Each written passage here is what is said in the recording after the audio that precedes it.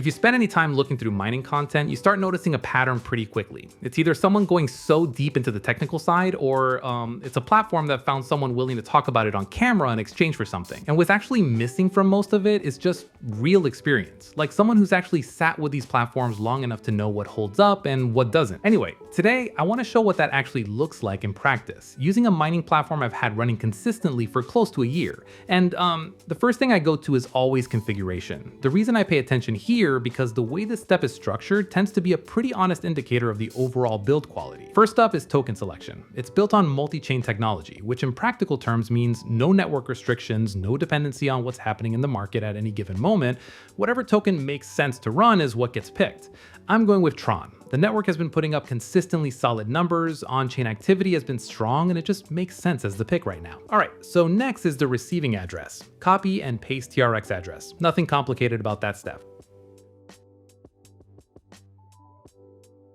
Okay, next I'll configure hashrate power. It determines how much compute capacity gets allocated to the session. Think of it as setting the baseline ceiling before anything else gets configured. Then, mining speed, and this one is where I always slow down a little. It's controlling actual processing intensity on remote hardware, and higher intensity means more efficient output overall, but it directly affects the final numbers in ways that aren't always immediately obvious. So take a moment and think about what it's actually meant to produce, and set it with that in mind. Okay, target amount is next. This is the total volume of tokens I'm targeting out of this session specifically. So everything looks correct, so I hit start. And okay, mining session is running. So at this moment, we step back for a few minutes and let the system work.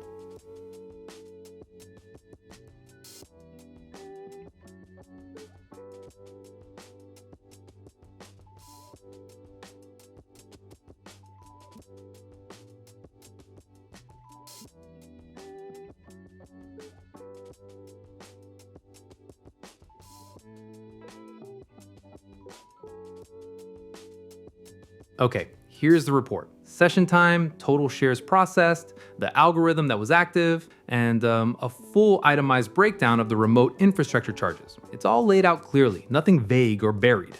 So, withdraw TRX. There's two ways. Wallet connect option that routes the transfer through a smart contract automatically, or do it manually.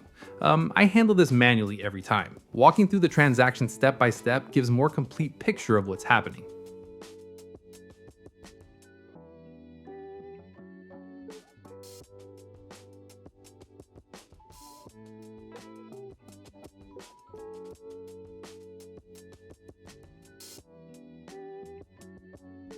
Transaction is out, so verification and delivery should land within the next few seconds. Okay, while that's processing, let's break down what cloud mining is for anyone who's less familiar with how this works. So instead of owning physical mining hardware, sourcing it, setting it up, paying for the power it draws, managing it when something goes wrong, computational work happens on remote infrastructure. Today, that model is honestly more practical than it's ever been.